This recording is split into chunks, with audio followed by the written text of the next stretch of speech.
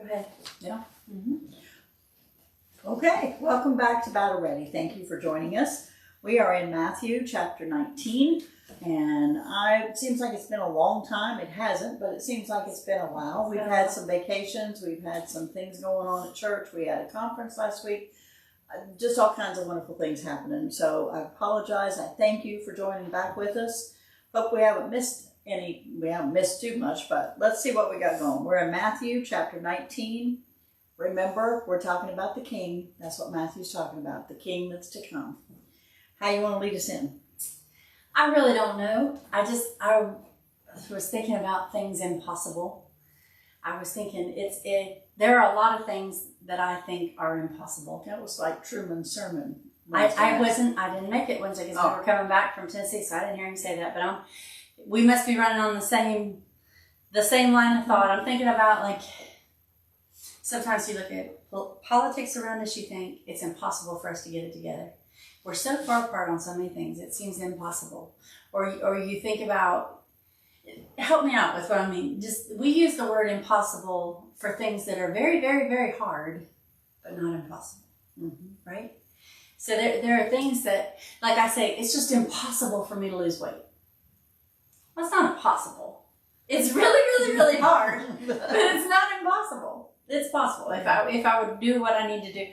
I'm just thinking about how many things are actually impossible.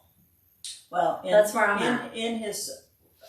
Truman is a preacher that we like to have at Addison Church, and he talked about Wednesday night. He said, everything looks bleak and down and impossible. I believe he used that word. And then along comes Jesus. Mm-hmm. And then along comes God. And then God does something, and it was not what you expected. It was a surprise, but it was still what you needed. Mm-hmm. So I hear where you're saying. Sometimes we say things are impossible. We don't know what we're talking about. I think the verse that comes to mind immediately then is the one that says, with man that might be impossible, but all things are possible. And that's in this chapter. Mm-hmm. Yes. What was it that Jesus said to Abraham and Sarah when he told them that she was going to have a child? Is anything too hard for God? Right? Is anything? And did you laugh? Is anything too hard for God? And she said, no, I didn't laugh. He said, yes, you did. You laughed because you can't believe that God would do it. And if I'm following your train of thought, I would think that there are things in our lives, even today, that we think, well, that can't happen because but he can do whatever he wants. And yet there are things that God says are impossible. Mm-hmm. And those things are truly impossible, right? Like he cannot lie. There are things that can't happen, right? Mm-hmm. And I've just been thinking about that. What do I mislabel that I need to relabel the way God sees it? Whether or not this thing is actually possible. Okay? Mm-hmm. I guess that's the jumbled up way that we start and then we just read. Okay. So we're in Matthew chapter 19 and we're at verse 1. And it came to pass that when Jesus had finished these sayings, he departed from Galilee and came into the coast of Judea beyond Jordan. We just have to say, so we have to go back do you guys remember that these last few chapters that we've been on started with him putting a child on his lap to explain to them who's the greatest in the kingdom of heaven. This whole discussion that he's been having with the disciples and with the people that have come to hear him, the multitudes, are all about the theme of what is it to be great? What does God value? And he valued that lost sheep, right? He valued the faith of a child coming to him without any reservation, just trusting, being vulnerable and trusting. And this last one was about, previously to this, was about the forgiveness. Yeah. The kingdom of heaven was like a certain king who took account, and he had a servant that owed him a whole bunch of money. And in long story short, he freely forgave him. But yet he went out and found someone that owed him money, and he sent him to prison. He didn't have the same amount of forgiveness. But going back to that theme of impossible, neither the original man or the second man, it was not possible for either one to pay. They could not. It was impossible for them to work off the debt they owed. And I think God took care of it for them. I know we talked about it that week when we were talking about this, but it's a good thing to remember. And I heard this on a little sermonette thing this morning. Whether you want to admit it or not, everybody stands before God. So you have people who just don't believe in this God stuff. They don't care. Okay, you don't have to, but there will be a day that you stand in front of your Creator and answer for your life. And I don't know exactly how to tie that in the right way, but what I was thinking was, when none of us can pay, none of us have the ability to work our way to heaven, to talk our way to heaven, to not to do more good than bad. I mean, all the things that you hear, we don't have the ability to pay at all the cost that it takes. And that's what you're going to find out here in this story too, about the rich young ruler who comes to Jesus, and we're going to get there, but we can't do it on our own. I was talking to my girls one time, and I said, when I was in high school, to fit in, at that time, I don't know why. I don't know whether these trends come and go or they stay the same. I don't know. But when I was in high school, the trend was, if you were a girl and you wanted guys to ask you out or to think you were popular, you wanted to fit in, you acted like you were really, really dumb. So you wanted to be an airhead. You wanted to do that. Because I don't know why you wanted to do that, but that was the thing that you wanted to do. And so I could do a really good airhead impression, but not well enough to fool anybody, because when they asked the question and I knew the answer, I was going to say what the answer was. Gave it away. But it's funny, no, but the world doesn't want you to be what you are. Right? I think I've said this on the podcast. It's embarrassing to admit it for a second time, but for a while, I would go to school dressed like a normal person and get there and put my pants on backwards. Because that was cool. Because crisscross will make you want to jump. So I would get to school and put my jeans on backwards. So here's the thing. I never knew this, or I right. You went back then, right? And then I went through my cowboy phase where I wore boots and cowboy shirt. Whatever it took to just be accepted. The problem was, it never worked. I have never been able to be perfectly fitted into any group I desire to be in my life. I have never been able to be the thing that the world says, now that's the thing. I could do a somewhat decent imitation, right? Mm-hmm. But if you look closely at all, she doesn't fit that, right? She doesn't fit that. She doesn't fit that. So then I was thinking, how many people told you what the thing was to fit in? They didn't have to say it. When you're in school, they don't say it. Oh. It's just that everybody starts doing it. I remember, and I promise you this is the truth. Anybody watching this that is my age and went to Gaia Academy, this is the truth. We went home for Christmas break, right? Every mom in Gaia County but you got the memo. Because the day we came back to school, every girl at Gaia Academy had on a brown leather bomber jacket. No, I never got the memo. Mine was purple. It was real cute. But it was the only purple jacket in a sea of brown bomber jackets that were cool for that year. Stuck out like a bruise. I love that jacket. But no, wait. But I'm just saying, I've never been able to do what it was to be. But let's talk about that. Like, check off the list you fit here. That exactly is our culture today. That's right. Exactly what's taken and we lose our ability to think independently because we don't want to think differently than anybody else. Well, I mean, I don't like that. I don't like that idea at all. I don't. But we're here, and that's what society says. I've always said, like, there are a lot of people. Everybody loves my mom. They all tell me how great my mom is. Nah, she ain't all that. And they'll be nice to me because of you. That's true. But whatever it is that you know how to do, that makes people say that, I don't know how to do that. I just don't know how to do it. I have never been able to be that. And what am I saying all this for? I'm saying this because this chapter in Matthew, chapter 19, is about a person who his whole life was the opposite of me. I think he's always felt like he was accepted and privileged. And yet there's a emptiness, a hollowness in him as he seeks Jesus that he knows he's not okay. But I mean, he's rich. And he has power, he has authority. I'm sure when he came to Jesus, he felt like, boy, Jesus is going to be impressed with me. Well, we haven't got to him. Right? I know we are, but I'm just saying the other stuff. But let me tell you when something. I think about him, I think that I don't know learned in old age. People who say they like you don't always do. And the one of my very big pet peeves I can't tell you how big this pet peeve is. So if you're listening and you do this, forgive me. I just want you to be honest. If you're my friend, I just want you to be, if I'm wearing my pants on backwards and you think that's dumb, you ought to be able to say to me, I wanted my friends to put their pants on backwards too. If I'm going to go down, we're all going down.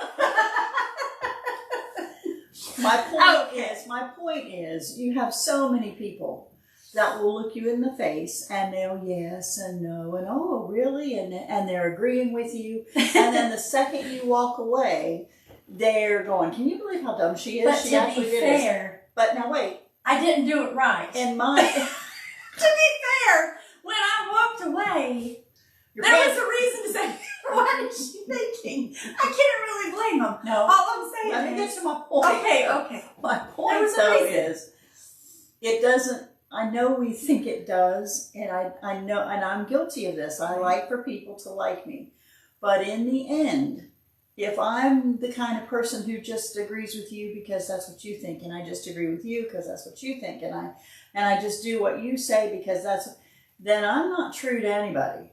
I'm not being honest in any stretch of the imagination.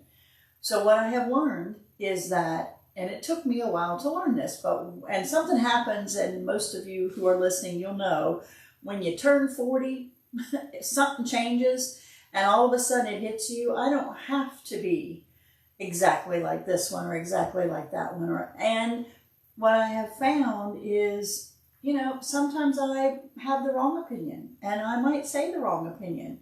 Okay, you either like me or you don't, and you'll talk me through it. My true friend will say there, okay, now here's why. Here's why you should think about that a little bit differently. Okay, well, if you can convince me, and you may not believe this, and I don't know that she remembers this, but she is a great debater of things. She can argue better than anybody I know. If she believes in something, she if can only argue. that were cool. She can debate better than anybody. Her father was good in that too, but she is a great, if she has a point and she wants to defend it, I think both of the girls are, they can tell you. But one of the rules, besides the no talking before breakfast on school days, but we had some rules because everybody was crazy at the first thing in the morning. Nobody wanted to be up and everybody was stealing socks. But the other rule was, if you can talk to me normal and convince me and present your case and talk it through, okay, I'll listen to it and I'll consider it. But if you're going to yell and scream and be mad, then the answer is no. And I don't know. I think that argument worked a lot because once they realized that they could do that, some things we didn't give in on, but a lot of things we did because that's how you handled situations. It makes me sad that our culture is at this place where you're either not this or not that, or you're not good and you're not, Jesus is going to go through all this conversation. He's going to talk about a lot of things that are hard to talk about. But Impossible. But we have to agree on that. Impossible to agree on. But we have to have the conversations, and just because you don't agree doesn't mean I don't like you, or I can't like you, or I shouldn't like you, right? On certain things. It doesn't mean you're right. And it doesn't mean I'm right. That's exactly right. It doesn't mean you're right. I don't know. I don't know how we've got here, but that's where we are. So I guess for the Christian people listening, what I try to think of is God loves them, the ones that are so fussy and like me, nasty and wearing their pants backwards. I can't imagine why you would do that, but that's just completely foreign to me. But He loves them all. So you can't look at somebody and find somebody that God does not love. He loves them all. Yeah. And we should be representing that in how we talk. I like to tease Earl because Earl always says he just gives them what for. Well, no, you're not supposed to just give them what for. And I'm teasing if he's listening. I'm only playing with him when I say that. But we have a different standard to walk to, and he's already told us about that when he mentioned this guy who was freely forgiven. I can't pay enough to get to heaven. You can't pay enough. We can't do enough. Jesus freely forgives us. So why is it so hard for us to say, and I'm guilty, but why is it so hard for us to say, okay, I don't agree with him, but he's still my friend. I'm still praying for him. I still whatever. Why is that so hard? I think that's the difference between human nature and God. I don't think since Matthew 5, we've ever had a moment in this gospel that's been written that we've ever had a moment where God wasn't scorching earth. He is, that's true. Because and the King is going to hold us to a different standard. And the ones that recognize that what he has said has just labeled them, they come to him in these multitudes and they're healed. And the ones that just react to that and say, no, you don't understand. I have justification for what I'm doing, and I'm right based on this one verse that I misapply. Those go away angrier and angrier and angrier. But Jesus has left no ground for us to go, no, we're doing pretty good. But we're doing pretty good getting to heaven and the point, on our own. And the point that I started with is, whoever you are, wherever you are in that spectrum, whether you completely just disregard and don't care, or you're really trying and searching, or you're anywhere in between, there is a day when you stand before God. We forget that we die. We used forget. To be, when I was little in church and they would get me probably two things. When they would say, you'll stand before the Lord one day. That terrified me. Doesn't now, but it did. That terrified me. When people would say, the Lord's coming soon. It terrified me. Right? It terrified me. Now, because of what we're going to talk about in this chapter, when somebody says, you'll stand before the Lord one day, I still feel overwhelmed, but I feel overwhelmed with, won't that be wonderful? When I see him face to face, and I know because he said so, that I'm accepted. And I'm standing there because I'm so good and holy. I'm standing there because Jesus is so good and holy. Before, I've never completely fit into any of those places I tried to be, where I wasn't made to be. I've never fit into all those places. I spend a lot of time coming to you saying, Mom, I can't figure this out. I can't figure out what I'm supposed to say. Not just girls, but just the world. I can't figure out why people don't say what they mean. I know. And what the cues are and the clues are and the undercurrent and what they really meant. And I'm like, Mom, I don't understand. What's going on? Help me. Right? I spend a lot of time doing that because I really don't get what's going on. But I have felt the complete, overwhelming acceptance of God. In the Father, I fit. I am just fine. Right? And when I think now of being in his presence, I don't think in terror terms or in panic terms. I think that's somebody who really loves me. That's somebody who really knows me. And when I see him, how awesome is that experience? And that's because, in my opinion, that's because you realize it's the relationship that you have with God. Because of what happens in this chapter. And not because I'm so great, or you're so wonderful, or you finally get it all figured out. I've got nothing figured out. Actually, because we submitted ourselves to God and said, I believe in your Son. This is what he came to do. I believe in him. Yes, there's lots of times that when you don't think, when something is absolutely impossible. For me, who can't even fit in with anyone. You do fit in with people. No, I mean it. To fit in with him is not anything I could do. Only he can do that. It goes through Christ. Only he can do that. That's right. Right? So he's been talking about all these things, and that's what we've been talking since Matthew. So how many people do you think, I know we're doing a lot of talking to get ready for this, but how many people have heard things said about divorce that make them feel like I don't fit in church? I can't go to church because I've been divorced. I'm married to someone who's divorced. I'm in this situation. I can't go to God because my life's been messy. Right? So when we talk about impossible things, this first thing that Jesus is going to address is an impossible thing for a lot of people. And here we go. Ready? Verse 2. And so wait, first of all, before I say verse 2, notice where he's heading. He's finished where he was and departs from Galilee and he's heading toward Jerusalem. He's getting ready. He's going in that direction. Okay, that's just a little tidbit to know. Judea is just the Greek form of Judah. And he's headed for Jerusalem. And he knows what's going to happen in Because Jerusalem. he's been in the northern kingdom, now he's in the southern. But he's moving over to there. And it says, and great multitudes followed him, and he healed them there. The Pharisees also came unto him, tempting him, and saying unto him, now, Pharisees, quick review who Pharisees are. Pharisees are religious Rule keepers. and Writing down when things are wrong, right? They are not of a certain tribe like the Levites that are in charge of the temple, or Judah There who are could be Levites, who are the but they're rulers. not that. They're an ideological group who is they're very conservative. Mm-hmm. They're on the right They're side all of about the things, rules. and they're all about let's fully apply this law in a way that we stay very faithful to the teachings of the law. And he says, Jesus says to them, it's not in this chapter, but he says to them, you won't go in and you won't let anybody else go in because you're making all these obstacles to people reaching God. Mm-hmm. And I think sometimes in today's world, churches make those kind of obstacles to keep people from reaching God. And we'll go into that more. The Pharisees also came unto him, tempting Jesus, and saying unto him, is it lawful for a man to put about away? God's law. Is it They're not talking lawful? about man's law. Right. What does God say about this? Is it lawful for a man to put away his wife for every cause? I love it how they do that. So what do they want to know? They want to be able to divorce. They want to be able to divorce freely for any reason, and they How were do you at think that a time doing Pharisee that. would have answered that question?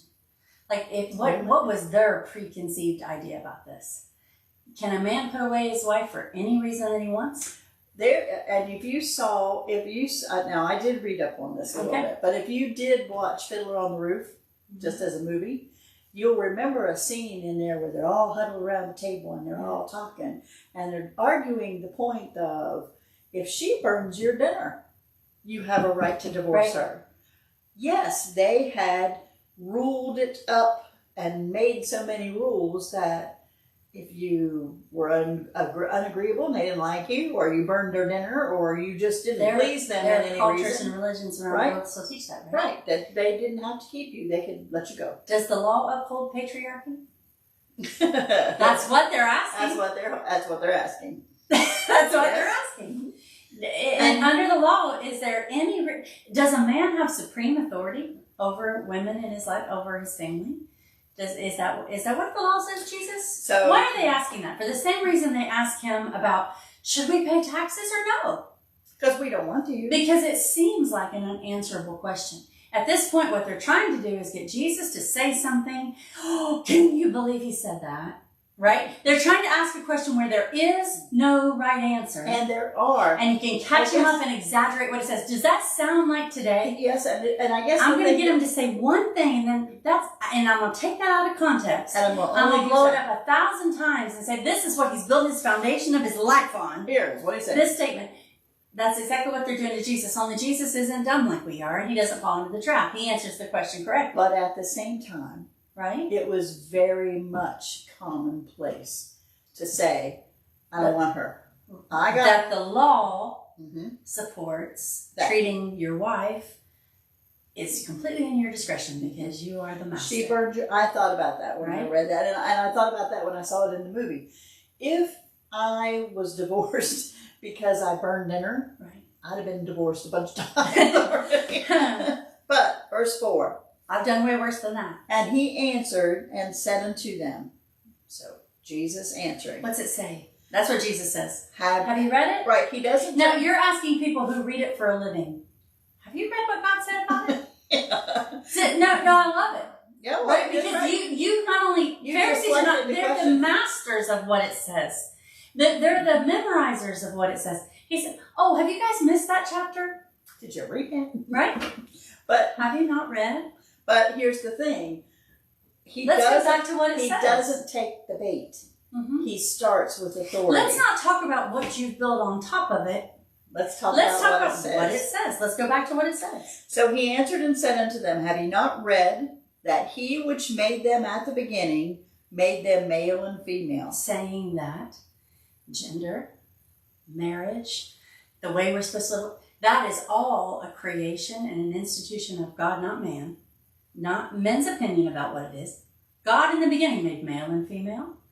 He made this situation that you're talking about, marriage. This is his idea. And this is what he said about it. And he didn't.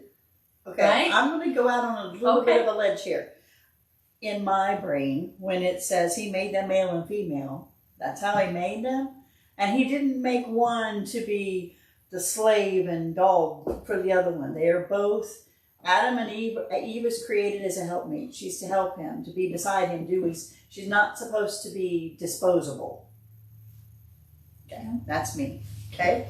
Verse 5, and said, for this cause shall a man leave father and mother, and shall cleave to his wife. Wait, I thought she had to give up everything. No, he's going to leave father and mother and cleave to her. He's going to commit himself to her. Yeah, it's not her. He's going to leave father and mother and cleave to her. Mm-hmm. He said, did you read that? Did you get that? Not that she's the boss of him, but that he's permanently attached to her. God said, I created this thing so that when he woke up and there was Eve, he went, oh boy. Yes, he did. This is something I love. And this is the greatest thing. He said, you remember in Genesis, he'd already shown him all the animals, he'd showed him the garden, he showed him all these things, and he said, now I'm really going to show you something, right? This is a great thing what I'm giving you. Mm-hmm. Really, this is wonderful what this is. He said, let's start at the beginning. When God instituted male and female, when he instituted marriage, this was a wonderful thing, not a thing he sought to get out of. Right. A gift of God. Right. Okay. And it's not to be, that's what the ministers say, it's not to be entered into lightly. It is a big deal. But I didn't go, oh, now I have to marry her. And she burnt my dinner, so I don't know. Only her forever? That's not what Adam said. He went, she's bone of my bone. She's flesh of my flesh. I'm going to name her after me. I'm going to name her a woman. She's great. Right. I knew that sounds silly, but I'm making a serious point. This is like, okay, you've turned what is a wonderful thing into a curse. You've turned it into something it was never created to be. And you just keep. And you want to make sure that for any reason, you can get rid of her if you want to. Mm-hmm. That's not see her as the gift God made, but get rid of her if you want to. Mm-hmm. Oh, you're right. And I don't mean to harp on this. This sounds like a very womanly thing to say. But have you ever seen a time in our culture where men abdicated more responsibility to wives, to people they're supposed to be excited to be with, who you made a covenant to, a cherishment to, and you went like, you know what? Right? You take care of it. And we see it just the way they're seeing it right here. Mm-hmm. We see it as, okay, how can I get out of this? What happens if I don't want to? Mm-hmm.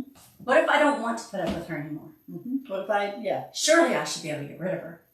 Right? She burnt my dinner. She's not as valuable as I am. She didn't wash my clothes right. And we would never say that today. But don't our actions say she's not as valuable as I am? My freedom's more valuable. Mm-hmm. My interests, my hobbies, my job, that's all more valuable than my wife. She's stepping in the way of that. Right? I'm gonna pursue what makes me fulfilled. Right, and I'm going to and I don't want to have an obligation to take care of my commitment. They shall leave father and mother and cleave to his wife, and the two shall be one flesh. Wait, she's going to be not just equal with me. Like, we're one? You're one. So the way God sees me then is with her right there. Mm-hmm. As if we're one in his eyes. That's what he says. Not beneath me, not able to get rid of, but we're the same. We're just one. A unit. Mm-hmm. That's how it's supposed to be. Is that impossible?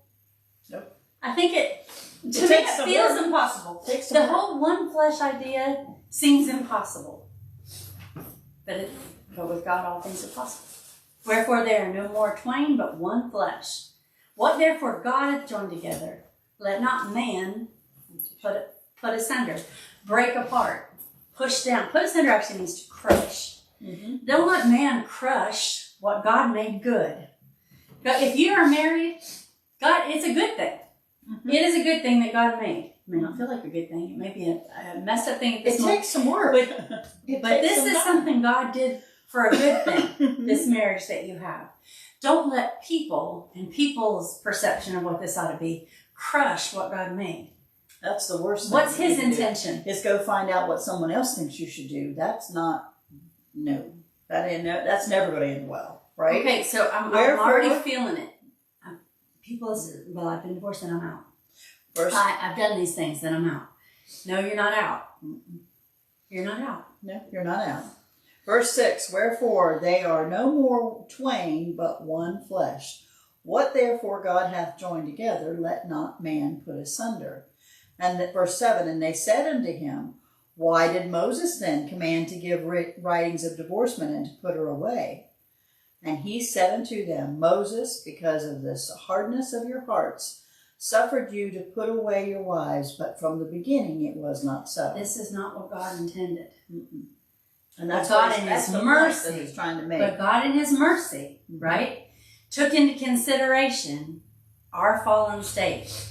He allowed Moses to say, this is something that is here in the law, and you can put this here for people, because God is long-suffering and He's merciful. But that's not the plan. Mm-mm. No. Right? That's not the plan. That's the long-suffering, graceful, merciful God that we serve.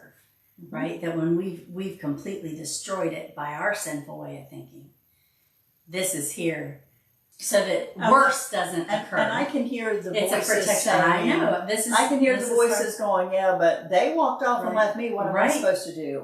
And they're right when they say they're right. Or they were harming me, beating me, abusive to me. What am I supposed to do? Right? It is valid. Important. Mm-hmm. But I can hear, but just because I got tired of you and I don't want to invest any time in you, that's a little different. He's what you're saying, that's not exceptions to this, that is this. Yes, that is this. That's not what God intended. The things you just said, that's not what God intended. But because of our hard, wicked hearts, right? They suffered. God still provided for a way. For our heart. For who we are. Okay. So then, what do we say? This is serious. So verse 9 says, and I say unto you, whosoever shall put away his wife, except it be for fornication, and shall marry another, committeth adultery. You're guilty. And whoso marrieth her, which is put away, doth commit adultery. Guilty again. So, you got to remember, this is at a time when this is going on. This is still right here forever and always God's word. So what are we saying here? Because there's a lot of people who say, then you know what? You're done. Do you know how many things that God has said that this is a sin that we have had to come to God and say, you know what, God? You're right, that's a sin. And I repent and I'm sorry.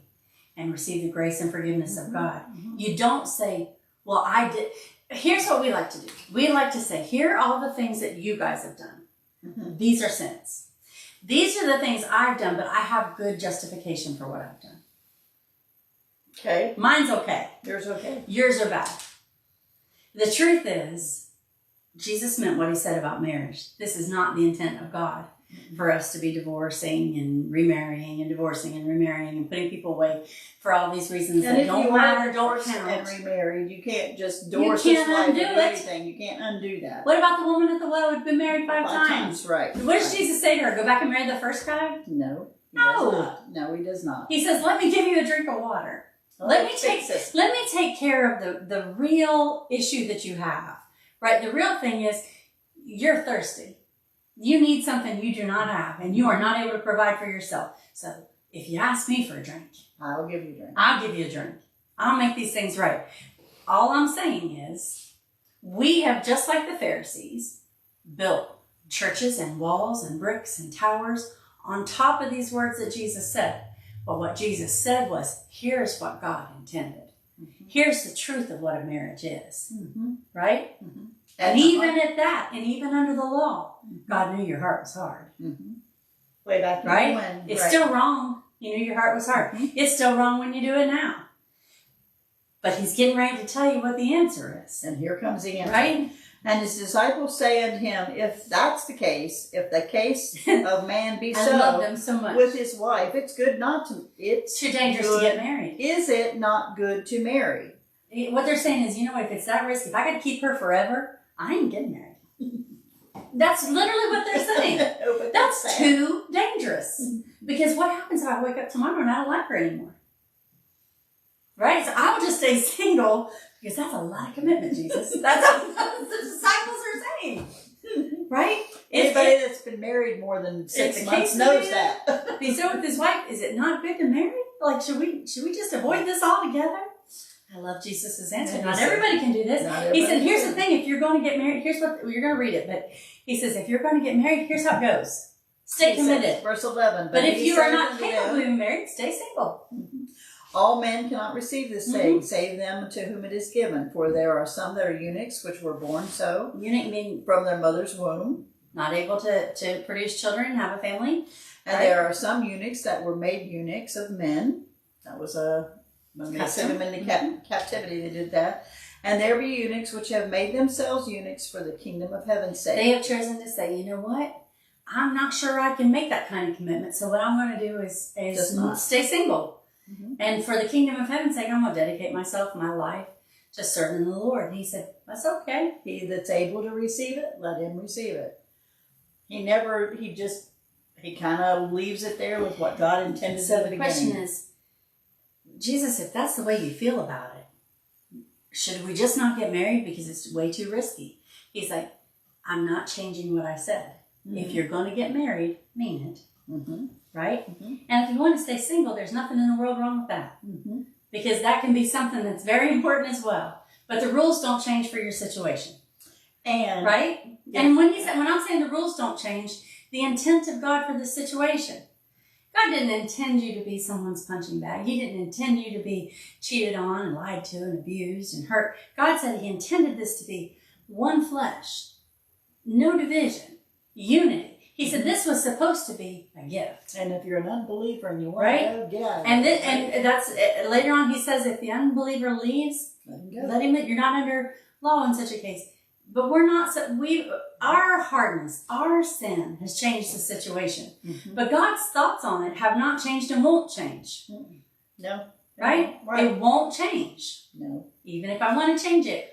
But that doesn't mean there's not an answer for you. That doesn't mean that there's not acceptance for you in the Father. Right. And the last thing that if you've been divorced, and I don't know how to say this because I haven't had that situation. I've never been divorced. But the truth is, I've seen people who build a whole religion on quit going to church altogether because of that. That's not right because God wants. It never says divorce separates you from the love of God. Right? It doesn't say that. But then there's also people who feel guilty maybe about it a little bit, and then they are always trying to see, well, it's okay. Just take it to God. Let me tell you why you don't want God to change his mind on this, okay? Because this is what we want to do in the modern church. We run across passages like this, and we think, if we could just update that for the modern world, right, then it would be more acceptable to people. People wouldn't say, ouch, when we read things like that. They would feel more accepted. Here's why you don't want that. Marriage, as it was intended by God, is a picture of something so much more important than you and your husband or your family. It is a picture of Jesus Christ and his relationship to the church. You do not want God to say, whenever I'm tired of the church, I'm done with her. When she doesn't please me, when she doesn't go the way I want her to go, I'm walking away. Right? I'm going to write her a bill of divorce and I'm going to say, I'm out of here. You want the commitment that Christ has made to the church to be eternal. And it's supposed to be. And you want to understand that when God means something, he means it for all time. And right? And what you should understand is the effort that it takes between the two parties is worth. Okay, yes. Because but all Jesus the effort I've made with us too. I mean, if it wasn't for God in my marriage, would not have done me any good because so many times marriage is not easy. I have a good marriage. I love my husband, but there have been times where I thought, there's no answer. This is impossible. This man is impossible. I don't know what to do with him. But God in a marriage makes it possible. Right? You know what's really sad? It's not because I'm so great at being married. The other side of the picture is I was married until my husband passed away. Now I say, I used to think that, but now I think I was impossible. I was the one. I should have done this. I could have done more. I should have done better. The truth is, I think God gets, I don't want to say sad, but a little, sometimes it's hard to love people that won't love you back and won't do what you're supposed to do. I think even God can feel that. When he talks to Israel, he says, you know what? I'm right here, but you turn your back on me. You go over here and you do these other things, and you know I don't want that. It's the same way in a marriage. It ought to impress us, the loving kindness and the long suffering of God to put up with us. That any of us stay married is an act of God. I agree. That any of us stay married is an act of God. Two sinful human beings bound together, and somehow we learn to forgive, and we learn to be long-suffering, we learn to be patient, we learn to be loving. We learn to step outside of your own selfish nature and put somebody ahead. All of that is an act of God. All of that is an act of God. Which is one of the reasons that it's impossible without God in your marriage, I don't mean there's never anybody that doesn't stay married that's not a Christian. That's not what I mean. Mm-hmm. I mean that this thing God created is a good thing. Mm-hmm. And its own purpose created the way it's created. And then there's people listening to me and saying, you know what, I got married and it was a very, very bad thing. It was a harmful, dangerous thing. It was a hurtful thing. It was a scary thing. It was an impossible thing, right? Mm-hmm. And they're not being quitters or less than. No, they had a horrible time. You have to be right? It's sensible too, right? Not just sensible. It doesn't change the truth of it. It's our hard hearts. I'm not talking about the person necessarily that is feeling broken because somebody's betrayed them. I'm talking about the hardness of the hearts of mankind has broken it completely apart. God still meant it to be a wonderful thing, and a good thing, and a permanent thing. Mm-hmm. But we have because again, when I said scorched earth, we're recognizing we broke it. God gave us perfect, we broke it. Mm-hmm. Every one of these things from Matthew 5 on, we wrecked it. Mm-hmm. Yes, and that's what Jesus is letting you know. And he's not saying it doesn't matter. He's saying it matters a whole lot. And judging that is not our job. No, right? It belongs to who it belongs to, right? And he can take care of it. And so, then, verse 13. I think this is interesting that this shows up here.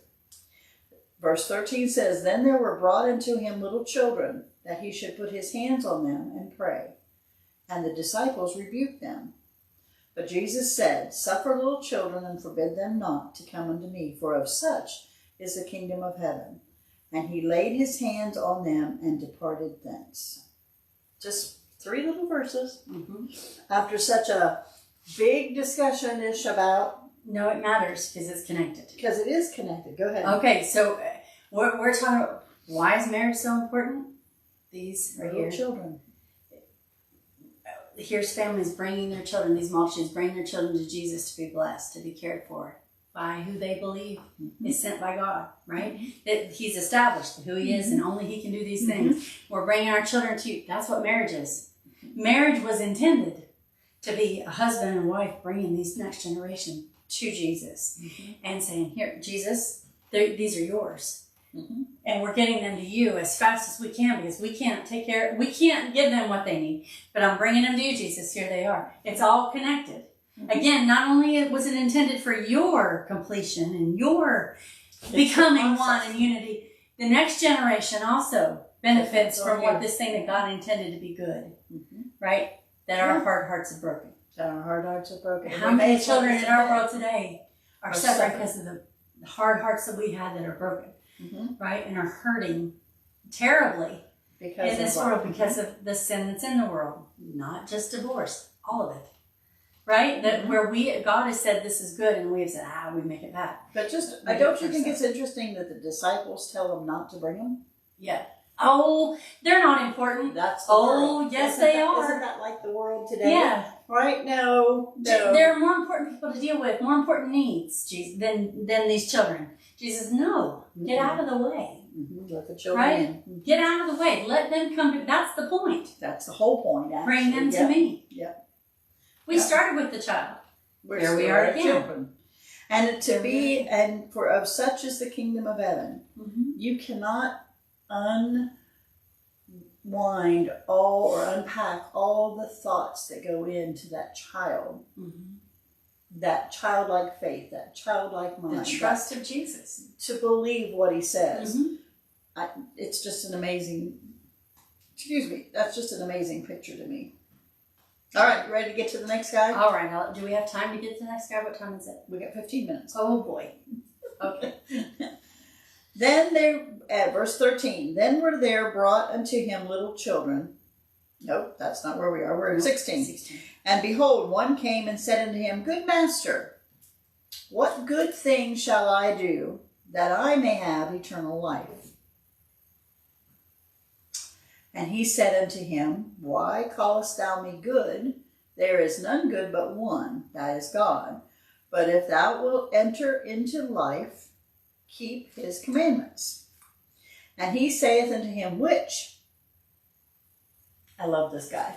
I noticed something for the first time with the which. Which? So when we memorized the 10 Commandments in school a long while back. And they're split into two. There's 4 and then there's 6. Or that middle 5th one kind of can go either way, but depending on how you take it. But have no other gods before me. Not create a graven image. Mm-hmm. Remember the Sabbath day and keep it holy. Don't take the Lord's name in vain. Don't take his name in vain.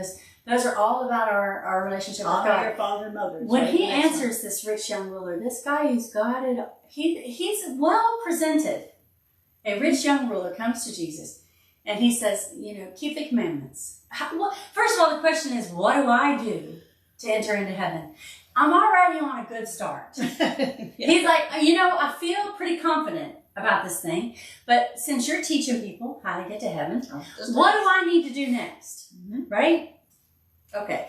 And he skips the first 4. Mm-hmm. As if he says, how about if you just keep the lesser of the commandments? Gotcha. By the way, there's 163. Mm-hmm. 163 commandments, not 10, in the Old Testament. But if you go to the law that Moses brought down from Sinai, he's got 6 that he mentions here. No murder. Verse 18. Yeah. He said unto him, Which? And Jesus answers, Thou shalt do no murder, thou shalt not commit adultery, thou shalt not steal, thou shalt not bear false witness, honor thy father and thy mother. The 6th one sounds a little different to you, but this is thou shalt not covet. This is the heart. Thou shalt love thy neighbor as thyself. If I love my neighbor, you're not going to be worried about what he's got. That's the basis of coveting. I want you to have all these good things. I don't want to take the good things from you. I want you to have it. And I'm not mad, and I wanted to. So these 6 that are just how we relate to each other, what we can see on this side, he said, keep those. And the young man says to him, All these things have I kept from my youth up. What lack I did? Hey, what do you think I'm not doing here? Mm-hmm. I'm not murdering. I'm not committing. Here's all the religious people from the last section. I've never had a divorce. Mm-hmm. I've never committed adultery. Mm-hmm. I've never been, right? I take care of my parents. These things. Yeah. Mm-hmm. You say, okay, great. First of all, we skip the ones that are most important. Mm-hmm. We just talked about the bottom ones. And on these bottom ones, you're lying. Right? But you say, hey, I passed the adultery test.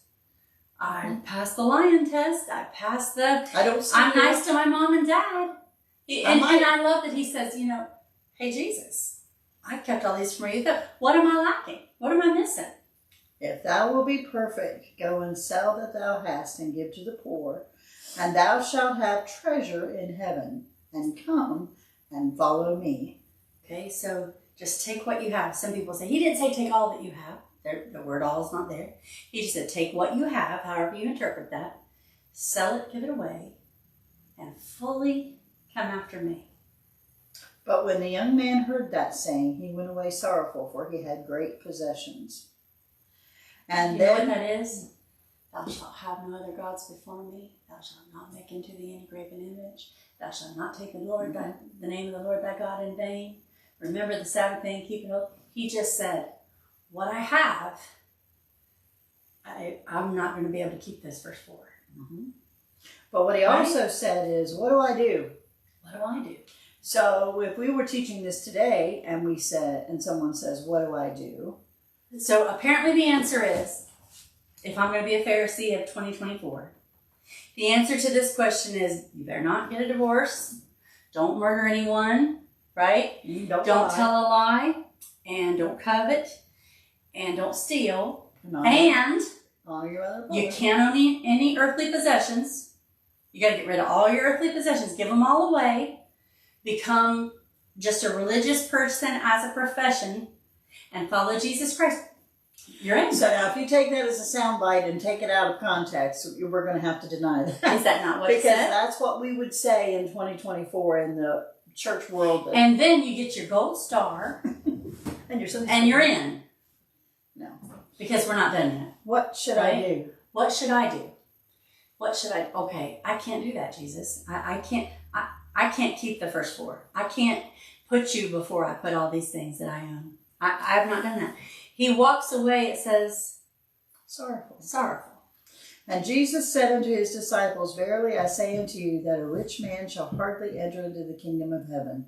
And again I say unto you, it is easier for a camel to go through the eye of a needle than for a rich man to enter into the kingdom of heaven. Are you ready for the controversy? Here it goes. When his disciples heard it, they were exceedingly amazed, saying, Who then can be saved? Here's your line you've been waiting for the whole time. The whole time. But Jesus beheld them and said unto them, With men this is impossible, but with God all things are possible. When we talk about divorce or any other sin, every sin I've ever committed, I would love to go back and undo. Problem is I can't. Mm-hmm. I can't go back and undo anything. Yep. I can't fix anything I've done. I can't do it. Mm-hmm. Right? Even if he had kept all these things, which I don't believe, right? Right. Even if he had done all the things that he's claimed to have done, what was revealed in his heart by Jesus is that the most important ones you can't do. You can't do. And you're not able to do. Okay, so let's before we even say that, I've got to really dive into this because, and when I say this, if you're a preacher and you're listening to me and you have told this story and you've preached this, please don't get mad at me. I don't want you to get mad at me, but here we go on Controversy Road. Are you ready? We're always there. Yes. I have heard preachers say, and it was a very popular thing, and it was taught by very knowledgeable people and teachers that I admire and love and are definitely good men of God, that there's this gate in Israel. It's a gate around Israel, around Jerusalem, and it's called the Eye of the Needle Gate. Camel. And what you have to do is you're going to put your camel through this little bitty tiny gate, and you got to take all the stuff off this camel, and the camel comes through on his knees through this little tiny gate. And then when you get over there, you drag all the stuff through the hole, and you put it back on the camel. They made that up. So there have been people who spoke of a camel gate, a small opening in the walls of Jerusalem. It began at 1000 AD. Mm-hmm. It was built beside the Russian Orthodox Church that was built there. It was for bringing goods in and out that a man could bend down and carry through sneaking through the lines. Mm-hmm. In Jesus' time, there are 12 gates to the city. Hallelujah, hallelujah. There are 12 gates, and you can take a camel through any of them. Yeah. Right? Jesus, and when you have Matthew, Mark, Luke, and John, they use different words for this needle. They're not even talking, if they were talking about a place, they say, we're talking about this place that they all knew. Mm-hmm. They're not talking about this place. There are different kinds of needles that they're talking about, as if a needle that they would understand a needle to be. Mm-hmm. And we're going to take a camel and stick it through this needle. Mm-hmm. When Jesus says, this is impossible, with men, this is impossible. Those words are in red. Mm-hmm. That doesn't mean if you were able to they'll take it to mean, they'll preach that it means if you can give up everything and crawl your way through, you can do it. What must I do to be saved? Then you can be saved. You know what? That's not impossible. Mm-hmm. I could take all the stuff off, Mm-hmm. shimmy through that little hole, right? Pick all my stuff back up, and I'd be like, woo! I did it. But the rich young ruler couldn't do that, neither can you. It's impossible for you. But what does he but mean? here's the thing. I think Impossible. He can't do it. Of But course he that's can't. exactly what Jesus does. Jesus, and when you say all, That's what the divorce doesn't- conversation is about. when it That's what doesn't- Matthew 5 is Right, about. when it doesn't say all, Jesus did leave all. in what he was. That's what he did. That's exactly what he did. Can you take it all off and follow me? And can you do what I've done? And Jesus it hasn't happened yet, so he doesn't understand it fully what Jesus means. But Jesus is. So you told me you kept the whole law. Hogwash. I left the 4 off you can't keep. Yeah. You told me, but Jesus did keep the entire law. He fulfilled the entire law. Without sin. Without sin. And then it says. And then he left everything. Mm-hmm.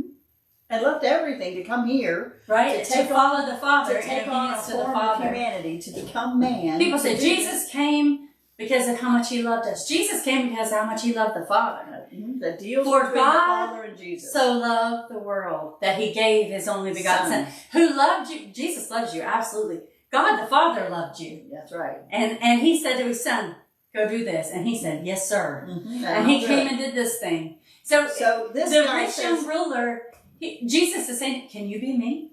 And he can't. Can you save yourself? You can't be him. Do you know what? Until he goes to the cross, I walk away sorrowful. Mm-hmm. And until Jesus dies and is buried and rises, there is no hope for me to make it down. You're like, nothing you can do. I'm divorced. I can't go get saved. I can't go to church. I can't be a part of the church. You know what? I can't be saved. I can't go to church. I'm not divorced. I can't go without the blood of Christ. That's right. I can't make it. Right. Only Christ get me through. So it might seem impossible. It is impossible. Jesus said it is impossible. I said it's not. I say things are impossible all the time, but when Jesus says they're impossible, he doesn't mean if only you do these things. Other than that, it's impossible. If you take down everything off your camel, it's possible. But he said it's impossible. But not. Do you know what impossible means? You can't do it. Mm-hmm. Yeah. I get a little excited about that. But it's true. But we're constantly saying, well, I can do part of it. I'll take everything off my camel. I will stick that. Can you imagine having 12 gates to a city and sticking a camel through a little tiny box? I guarantee, even when the church was there, they were not taking camels through it.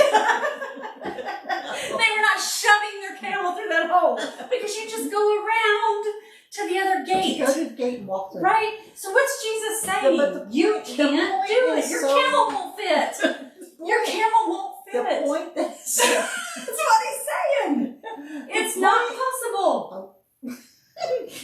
And this rich young ruler represents every single one of us in our self-righteousness who say, well, I've done it. I've taken everything off. And I don't wear jewelry, or I don't cut my hair. Well, I'm not just saying that. Nothing wrong with any of those things you do to honor God. If those are your convictions, I want you to do those things. Notice she cleared me up. No, I'm just saying, whatever it is you do to serve God, do it. To say that. But if you're saying, I'm good enough to get took everything off, I made my way through the gate, I earned heaven, you don't get it because your camel won't fit.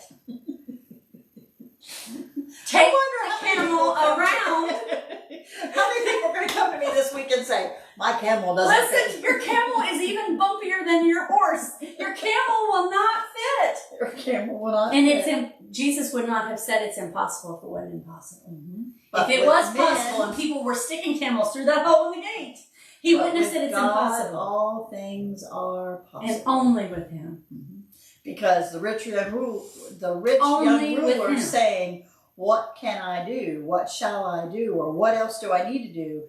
What he needs to do is after word the of resurrection. Caution. This is not saying presumptuous sin is okay. Well, I can do whatever I want because Paul talks about that later on in Romans. He talks about that later on in Hebrews when people are like, well, I can live any way I want to then because I've been forgiven. He's not talking about that. Mm-hmm. He's telling you that the only way you make it, the righteous, by the way, scarcely make it. Scarcely get there. Scarcely means with you it's impossible. But with God all things are possible.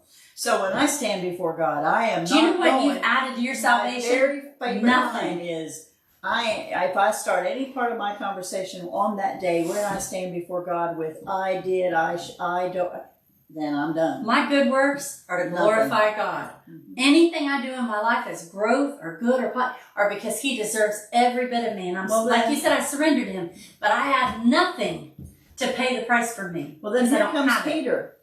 And Peter says, well, wait a minute. They answered Peter and said, behold, we've forsaken all and followed you. And Jesus What says, shall we have? What are we going to get? Yeah. But wait, we got through the camel gate. No, you didn't. What Jesus said, you didn't give up anything. And Jesus said that I'm not unto gonna give them, you verily I say unto you, that ye which have followed me in the regeneration, when the Son of Man shall sit in the throne of his glory, Here's he what you also shall sit upon 12 thrones, judging 12 tribes of Israel. Notice he doesn't say, those of you who have earned salvation. He not. says, those of you who have followed me in regeneration. You must be, regeneration is a word that means born again. Those are you that are born Surrendered again. to Christ. Right? The new birth. Mm-hmm.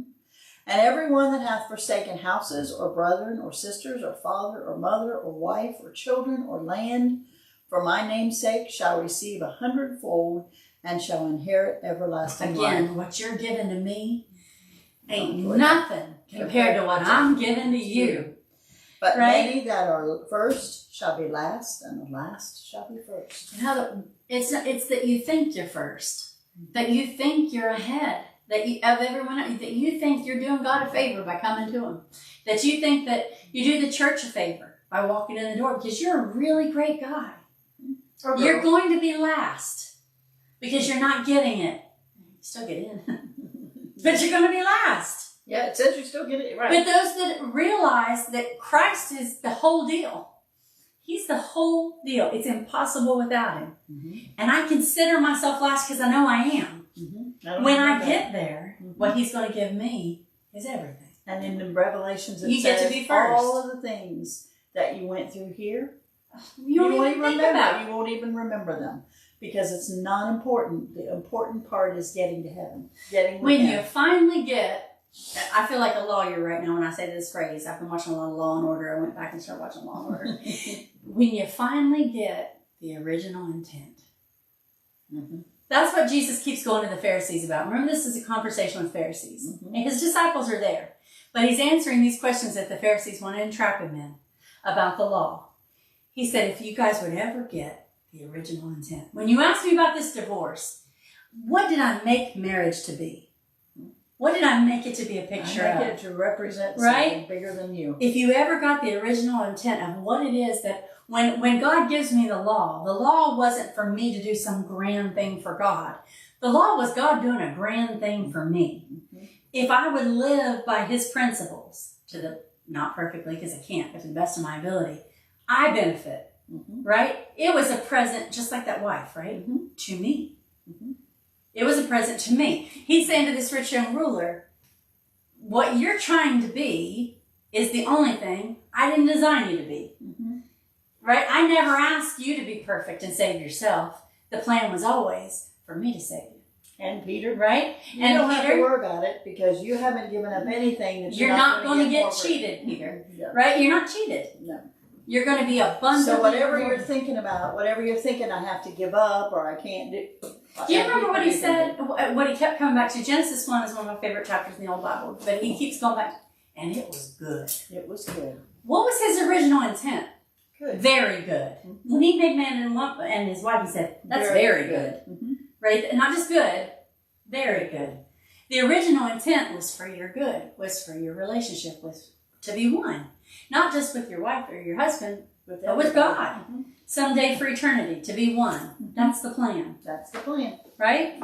That's the plan, and we're now out of time. And all we want to do is nitpick about who we can throw out. We ain't got time. Right? And He's trying to say, would you get the original intent? Mm-hmm. Right? And if we get the original and let's agree with God about what He meant by it. The crazy rules that we have would go by the wayside. And we shed all this pride that separates us from Him anyway. When we're like, no, but it was okay when I did it. No, it's not okay when you did it. But there's forgiveness when you did it. And there's mercy when you did it. There's a God of grace and waiting God to make it right. The hardness of your heart. And He knows. He didn't want divorce. But He knows that there is. But He dealt with who you are. Mm-hmm. Right? And He is so good. Chapter 19 is a big lesson. And I told you when I came in here, I'm just overwhelmed with how good He is. And this is our King. It makes... Right? This is the Why King. Wouldn't you want to love Him? Why wouldn't you want to serve Him? This is the King. This is the one that's going to make it right. In the end, He makes it right. And He doesn't cheat you out of anything. And you know what? One of these days, we will experience original intent. Mm-hmm. And won't that be amazing? It will. Well, thank you for joining us. Sorry we ran over just a little bit. Sorry we missed you last week because of vacations and stuff, but we're still here. Battle ready. Keep your Bibles open. Stay battle ready. It's a battle. Sometimes the battle is more with yourself than it is anybody else. Almost always. But let's work on that. Keep your Bibles open until next week. We'll see you.